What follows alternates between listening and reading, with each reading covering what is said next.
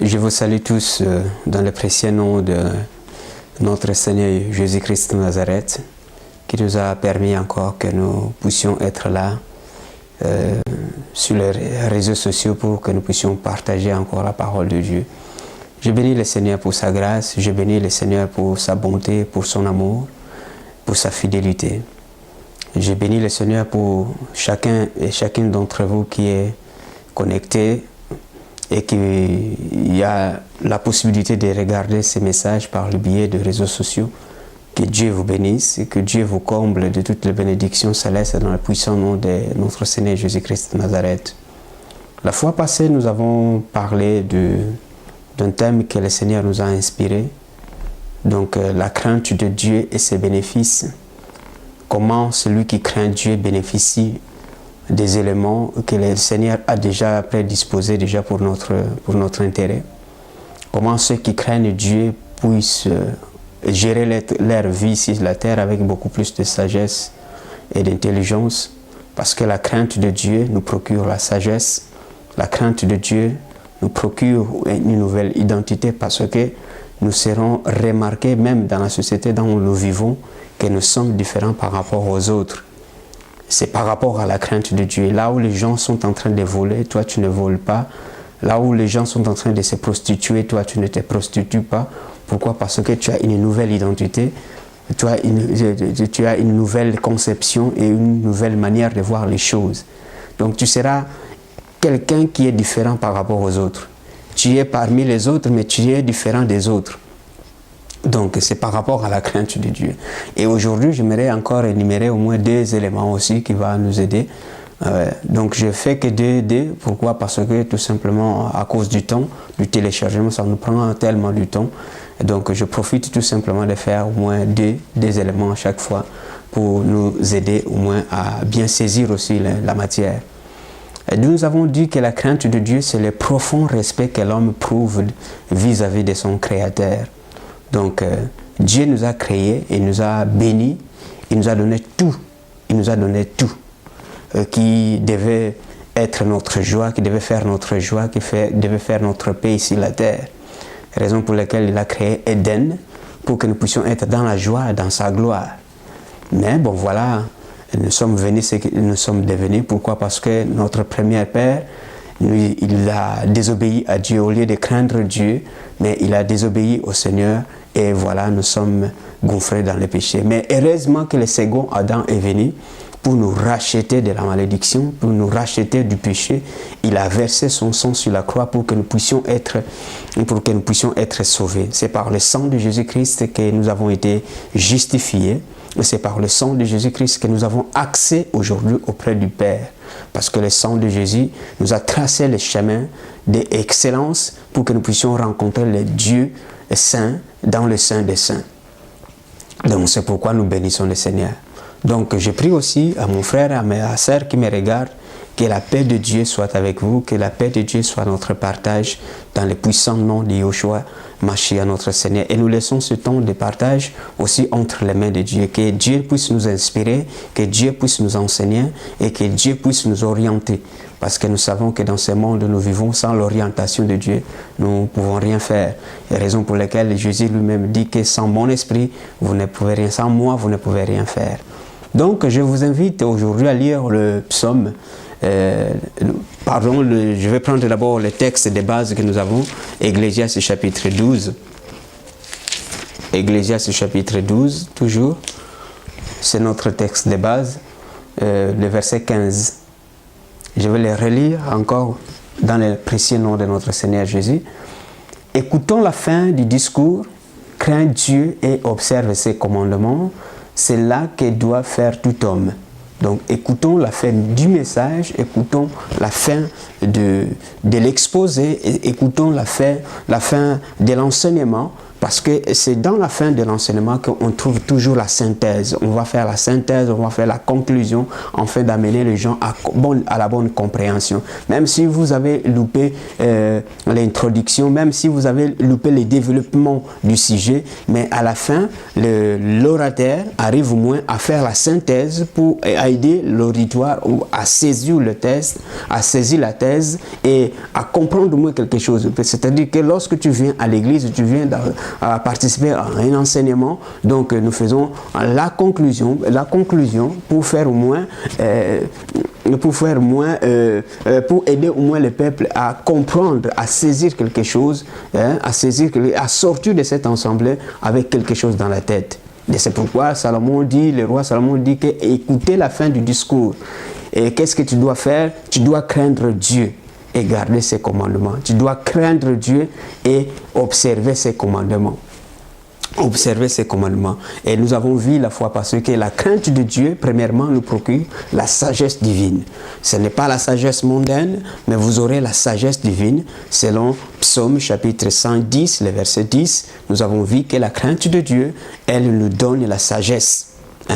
Donc, si vous êtes aussi sage, vous allez aussi craindre Dieu. Parce que celui qui est sage, c'est un homme aussi qui craint Dieu. Selon Proverbe chapitre 9, le verset 10. Celui qui est sage, il y craint aussi Dieu. Et celui qui craint Dieu a aussi la sagesse. Alléluia. Donc, ces deux versets se conjuguent ensemble. Donc, les vents de l'autre côté, l'autre vent, les deux se conjuguent. Nous avons aussi vu que lorsque nous craignons Dieu, nous avons une nouvelle identité. Cela veut dire, dans la société, là où je serai, partout où je serai différent. Nous avons vu les 3 Hébreux qui étaient à Babylone, malgré qu'ils étaient dans un pays étranger, mais ils se comportaient autre que les autres. Ils se comportaient autrement que les autres gens qui étaient aussi à Babylone. Mais ils arrivaient au moins à bien se comporter en craignant Dieu et en gardant les commandements de Dieu. Même si dans la fournaise ardente, ils n'ont pas eu peur. Ils ont même déclaré au roi que « Roi, nous n'avons pas peur de toi, nous n'avons pas peur de toi parce que le Dieu que nous servons, c'est un Dieu qui est capable de nous délivrer de ta main. » Et de nous délivrer de la fournaise ardente. Et chose dite, chose faite. Donc le Seigneur a intervenu. Pourquoi? Parce qu'il a vu que ces 3 hommes, ces 4 hommes, je le soulignerai aussi plus tard, et Daniel, parce que Daniel aussi, il a vécu la même chose. On l'a gouffré dans la fosse au lion, mais la Bible déclare que Daniel a été secouru par Dieu lui-même. Il a fermé la gueule de lion. Alléluia. Gloire au Seigneur. Et aujourd'hui, on va prendre encore des sujets. Donc, des éléments encore très importants qui nous procurent la crainte de Dieu. La Bible déclare ceci dans le psaume 147. Le psaume 147, je vais énumérer ce psaume 147. C'est un psaume que j'aime beaucoup. Voilà. Donc, je suis au verset 11. Donc, l'Éternel aime ceux qui le craignent et ceux qui espèrent en sa bonté. Donc, la crainte de Dieu nous procure l'amitié de Dieu. La crainte de Dieu nous procure l'amitié de Dieu. Celui qui craint Dieu, il sera appelé ami de Dieu. C'est parce que tu crains Dieu, Dieu fera de toi son ami. Eh bien oui, Dieu fera de toi son ami. Pourquoi? Parce que tu marches dans la crainte de sa parole. Parce que tu observes ses commandements. Parce que tu observes ses principes. Parce que tu observes ses lois. Parce que tu observes ses préceptes. Voilà. Donc, quand tu crains Dieu, tu bénéficies de l'amitié de Dieu. C'est la Bible qui le dit, ce n'est pas moi. C'est la Bible qui le dit. Il dit que, je répète le verset, l'Éternel aime ceux qui le craignent. L'Éternel aime ceux qui le craignent. Et ceux qui espèrent en lui. Voilà. Donc, parce que je crains Dieu dans toute ce que je ferai, j'espérerai en lui. J'espérerai qu'il me donne la réponse. J'espérerai qu'il m'oriente. J'espérerai qu'il me donne des révélations. J'espérerai qu'à chaque fois que je veux faire quelque chose, je vais espérer que le Seigneur puisse me donner au moins des orientations par rapport au projet que j'ai, par rapport au ministère que j'ai, par rapport à la décision que je vais prendre. J'espère à chaque fois à lui. Donc sans sa parole, je ne ferai rien. Sans sa révélation, je ne ferai rien. Sans sa vision, je ne ferai rien. Et celui qui craint Dieu bénéficie de l'amitié du Seigneur. Et Dieu révèle à chaque fois à la personne qui le craint. Donc l'amitié, nous bénéficions l'amitié de Dieu lorsque nous craignons le Seigneur. Quelle gloire! Quel privilège! Quel privilège, bien-aimé! Si nous lisons encore Psaume 25, Psaume 25, ça va nous aider encore.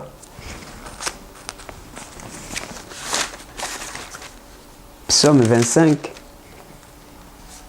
là je suis au verset 14, là où il dit « L'amitié de l'Éternel est pour ceux qui le craignent, et son alliance pour leur donner des instructions. » Et son alliance leur donne les instructions. Voilà.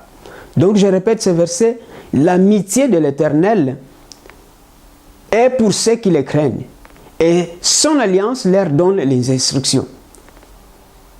Donc vous voyez, donc l'amitié de Dieu est tout simplement à ceux qui le craignent. Quand tu crains Dieu, tu bénéficieras de l'amitié de Dieu.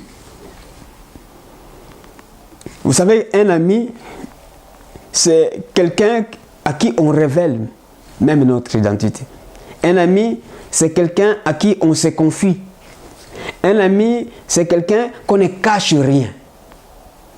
Quand je ne cache rien à mon ami, c'est à lui qui est mon ami. Mais quand tu as un ami qui te cache des choses, ce n'est pas ton ami.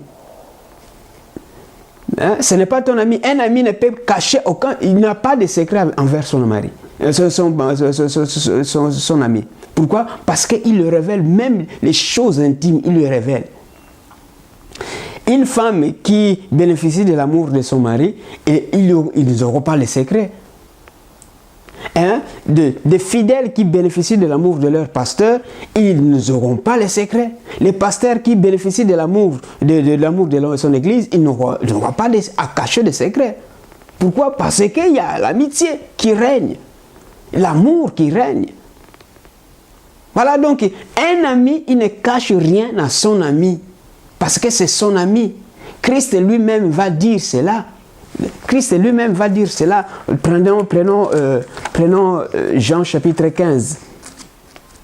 Christ lui-même va nous révéler cela dans Jean chapitre 15. Qu'est-ce que Christ va nous dire? Jean chapitre 15, je suis au verset 13. Il dit, il n'y a pas de plus grand amour que de donner sa vie pour ses amis. Il n'y a pas plus grand amour que de donner sa vie pour ses amis. Un ami, c'est quelqu'un qui est capable de se sacrifier pour son ami. Christ a manifesté cet amour-là sur la croix. Il s'est sacrifié pour ses amis. Regardez la dimension, en fait. Verset 14 dit, vous êtes mes amis si vous faites ce que je vous commande. Je vous ai commandé. Donc vous êtes mes amis si vous craignez Dieu, si vous gardez les commandements de Dieu, vous bénéficierez de l'amour du Seigneur. Vous serez amis de Dieu. Voilà cette amitié. Elle va se fonder dans l'amour. Elle va se fonder dans l'amour. Cette amitié que nous aurons avec le Seigneur. Mais le point de départ, c'est la crainte de Dieu. Parce que la crainte de Dieu nous donne au moins cette bénéfice. Il dit quoi au verset 15?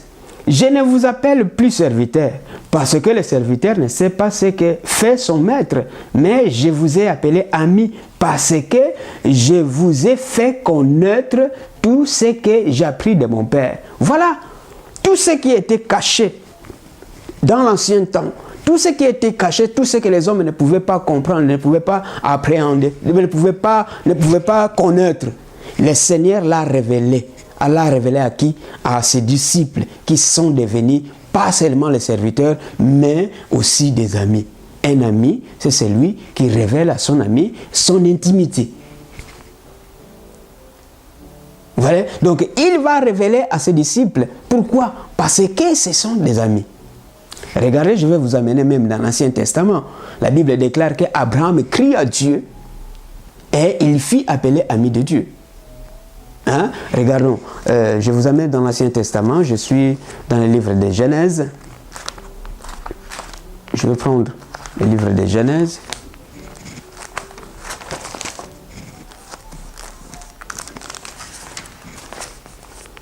Je vais prendre Genèse.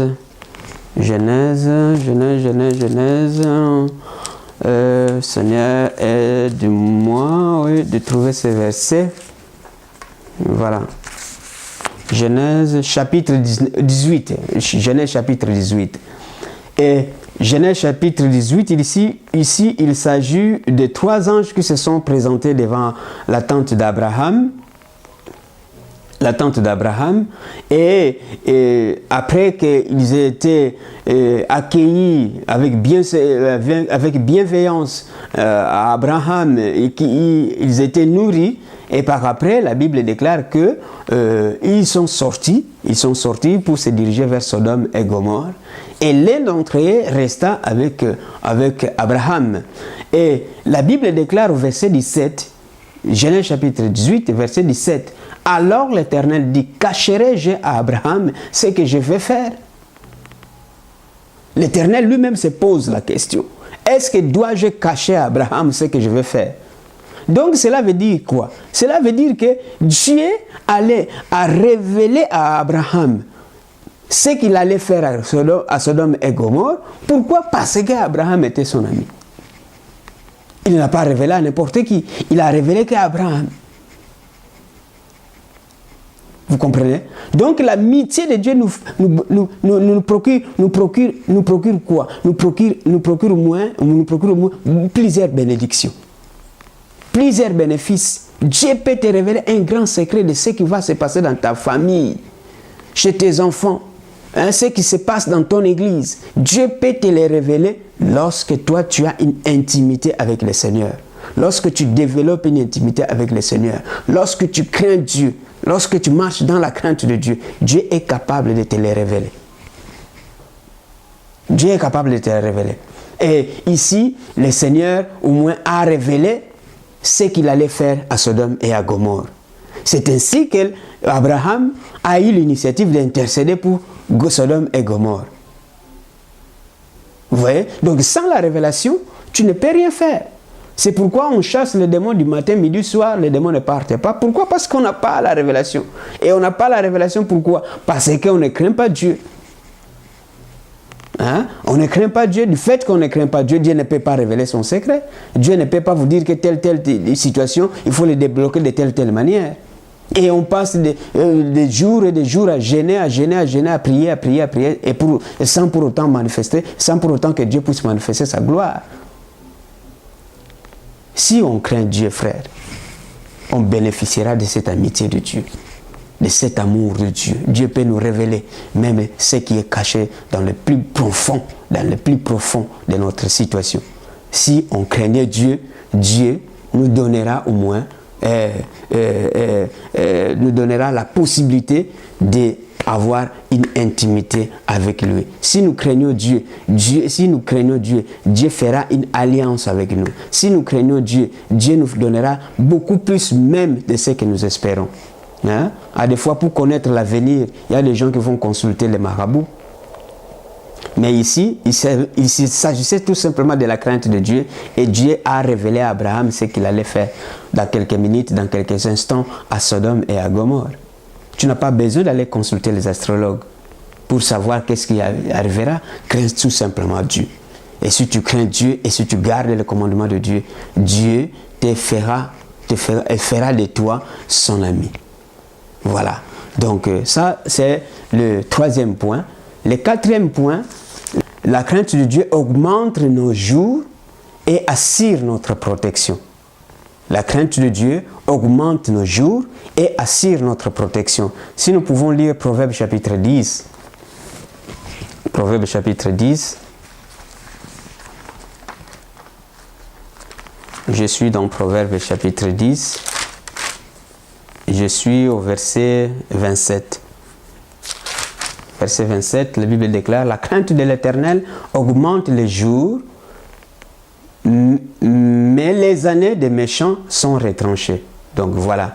Donc la crainte de Dieu augmente les jours, mais les années du méchant sont retranchées. Donc Dieu est capable, par rapport à ta conduite ici sur la terre, Dieu est capable d'augmenter les jours.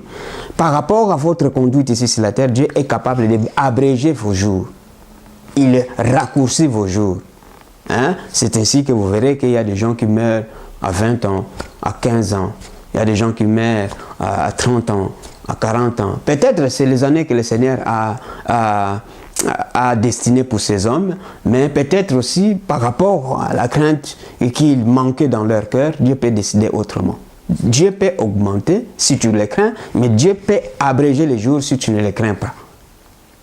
À des fois, nous assistons dans ce monde, nous voyons que ceux qui font le mal, c'est ceux qui disent plus. Et ceux qui font le bien, ce sont ceux qui meurent tôt. Mais bon, voilà, c'est la volonté de Dieu, fait ce qu'il veut, selon sa volonté. Mais ici, la parole de Dieu dit que donc celui qui craint du Dieu augmente ses jours, mais celui qui ne les craint pas, ses jours sont abrégés. Pourquoi? Parce que si nous lisons bien dans le psaume chapitre 90, le psaume 90, psaume 90, psaume 90 pour les uns, psaume 90, la Bible dit ceci, psaume 90, le verset 10, la Bible dit: les jours de nos années s'élèvent à 70 ans, et pour les plus robustes à 90 ans.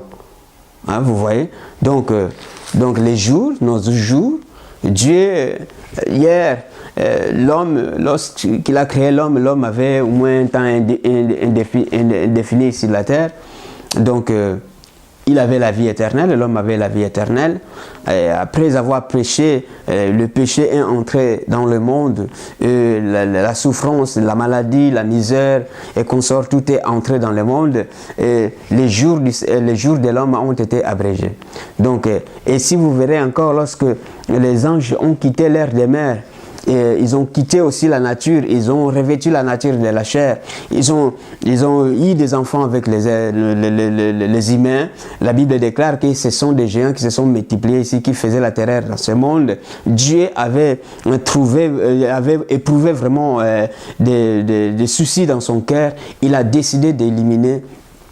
À cette époque-là, ce monde-là, il a préservé tout simplement 8 personnes. Il a sauvé tout simplement 8 personnes à cette époque-là. Et Dieu, dans ces passages, il écrit que l'homme n'est que chair et ses années s'élèveront à 120 ans. Mais ici, au moins, les jours, se sont encore abrégés. Et ce n'est pas un problème, mais le problème est que si tu peux atteindre au moins 90 ans ou bien 80 ans déjà, c'est déjà une bénédiction pour Dieu. Pourquoi? Parce que c'est une prophétie biblique. Mais c'est rare aujourd'hui des hommes d'atteindre au moins cet âge-là. C'est vraiment rare. C'est vraiment rare. Qu'est-ce qui nous manque? La crainte de Dieu. Hein? Donc la crainte de Dieu peut augmenter nos jours et la crainte de Dieu peut aussi abréger nos jours. La crainte de Dieu peut aussi assurer notre protection. Toujours. Parce que tu ne peux pas vivre longtemps sans pour autant être protégé par le Seigneur. C'est le Seigneur qui protège. Donc, Dieu va commencer à protéger ta vie, à protéger la vie même de tes enfants. Pendant que tu dors, pendant que tu ne sais rien, pendant que tu prends l'avion, pendant que tu prends le bateau, pendant que tu prends la voiture, pendant que tu prends les trams, pendant que tu prends les vélos pour aller au travail, il y a des accidents qui peuvent arriver, mais Dieu te protège. Dieu te protège à chaque fois. Pourquoi? Parce que toi, tu les crains. Hein? Il y a des avions qui, à des fois, ils entrent dans les zones de turbulence, mais ils s'en sortent indemnes. Pourquoi? Peut-être parce qu'une seule personne était dans cet avion qui craignait le Seigneur. Et Dieu peut sauver 300-400 personnes à la fois, tout simplement parce qu'il avait quelqu'un dans cet avion qu'il devait sauver. La crainte de Dieu nous procure sa protection. Hein? Nous avons vu autrefois Shadrach, Meshach et Abednego et qui ont été jetés dans la fournaise ardente. Mais la Bible déclare que tellement qu'ils craignaient le Seigneur, ils étaient protégés par le Seigneur. Vous verrez cet homme de Daniel, qui lui aussi a désobéi aux règles qui étaient promulguées dans ce pays de Babylone. Les amis de Daniel se sont complotés contre eux pour pouvoir les soumettre, pouvoir les mettre à l'épreuve. Mais la Bible déclare que quand il a été jeté dans la fournaise, quand il a été jeté dans la fosse au lion, le Seigneur l'a délivré. Le Seigneur était capable de fermer la gueule des lions pour les protéger.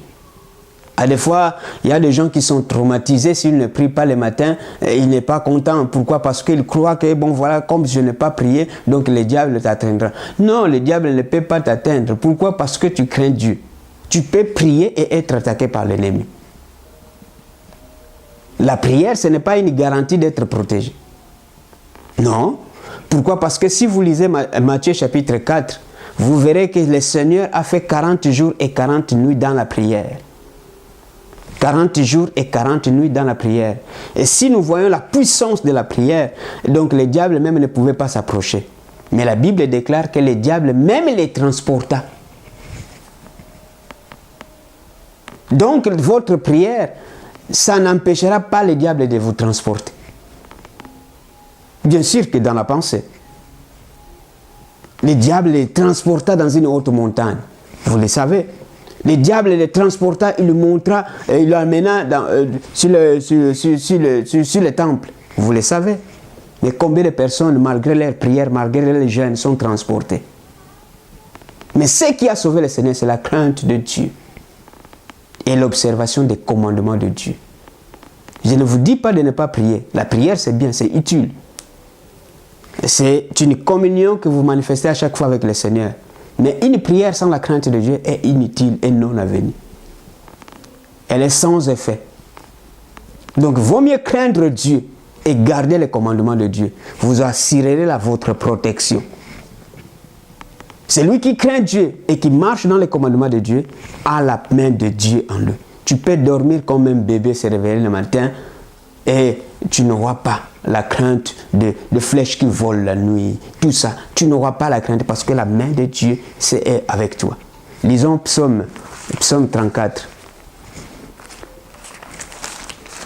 Psaume 34.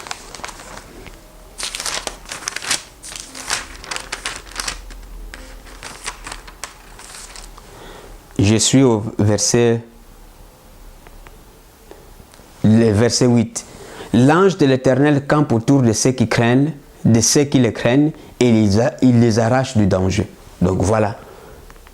L'ange de l'Éternel campe autour de ceux qui craignent Dieu, et il les arrache du danger. L'ange de l'Éternel ne campe pas autour de ceux qui prient seulement, non, autour de ceux qui craignent l'Éternel, et il les arrache du danger. Prier, c'est bien. C'est bien parce que tu te communies à chaque fois avec le Seigneur. Mais une prière faite d'un homme qui ne craint pas le Seigneur, elle est sans effet. Elle est sans effet. Donc, vaut mieux que tu pries et que tu crains aussi le Seigneur. Parce qu'il y a des gens qui prient à l'église. À l'église, c'est une autre personne. Il prie très bien. Mais quand il sort à l'église, c'est les mensonges. C'est la calomnie. Hein? Donc, Dieu ne peut pas se glorifier avec une telle personne. Hein?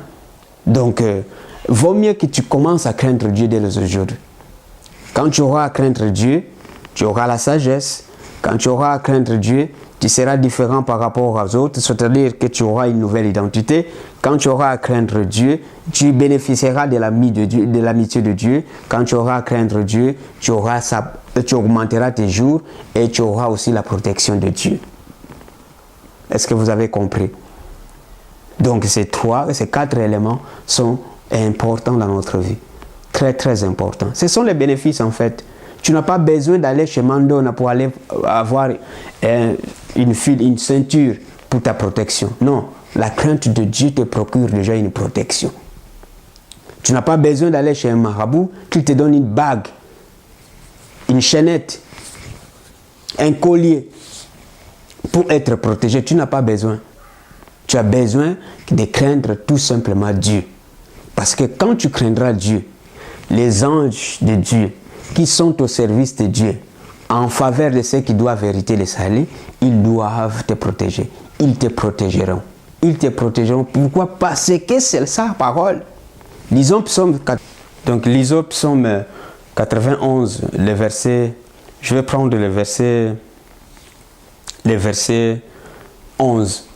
Le verset 11.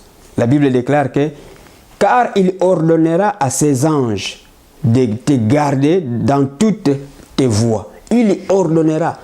C'est un ordre. Le Seigneur donnera un ordre à ses anges pour te garder dans toutes tes voies.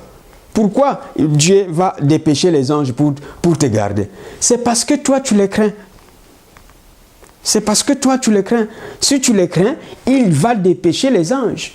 Il va déclencher le ministère des anges pour qu'ils soient avec toi, pour qu'ils te protègent, afin que ton pied ne heurte pas sur une pierre. Quand tu crains l'Éternel, l'Éternel est capable de dissoudre tous ceux qui sont en train de te combattre pendant que tu dors. Tu ne craindras ni la terreur de la nuit, verset 5, ni les flèches qui volent les jours. Tu ne les craindras pas. Pourquoi? Parce que la main de Dieu, la main de l'Éternel est avec toi. Les anges de Dieu sont là pour te protéger. Et tout ça, tu peux que l'avoir lorsque tu crains Dieu. Lorsque tu crains Dieu. Donc la crainte de Dieu nous procure beaucoup de bénédictions, beaucoup de privilèges. Et à des fois, comme j'ai toujours dit que l'homme a tellement manqué des opportunités devant le Seigneur. Je ne sais pas qu'est-ce qui se passe dans l'homme. L'homme, nous avons tendance d'aller plutôt vers les marabouts. Nous avons tendance d'aller chercher la protection ailleurs. Nous avons tendance d'aller chercher la richesse ailleurs. Nous avons tendance de chercher les mariages ailleurs, des promotions ailleurs. Nous avons tendance d'aller chercher la gloire, la réussite ailleurs. Et pourtant, c'est facile si on avait craint le Seigneur. Car la Bible déclare que c'est la bénédiction de l'Éternel qui enrichit et celle-ci ne fait suivre d'aucun chagrin. Voilà. Donc, frères bien-aimés, c'est le message que je voulais partager avec vous. Que le Seigneur vous bénisse. Que le Seigneur vous comble encore de toutes les bénédictions. Que le Seigneur vous garde là où vous êtes. Que la main de Dieu vous protège toujours, que Dieu puisse inspirer en vous, dans votre cœur, cela veut dire l'esprit de la crainte. Parce que c'est Dieu seulement qui peut le faire. Que vous commencez à craindre Dieu, que vous commencez à garder les commandements de Dieu, pour que vous puissiez bénéficier de la sagesse de Dieu, pour bénéficier de l'identité de Dieu, parce que Dieu nous a créés à son image et à sa ressemblance. Mais le problème est que nous avons gardé l'image de Dieu, mais nous ne ressemblons plus à Dieu. Cela veut dire l'identité de Dieu.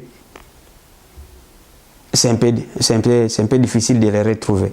Et si nous avons la crainte de Dieu, vous verrez que aussi la différence entre ceux qui les servent et ceux qui ne les servent pas.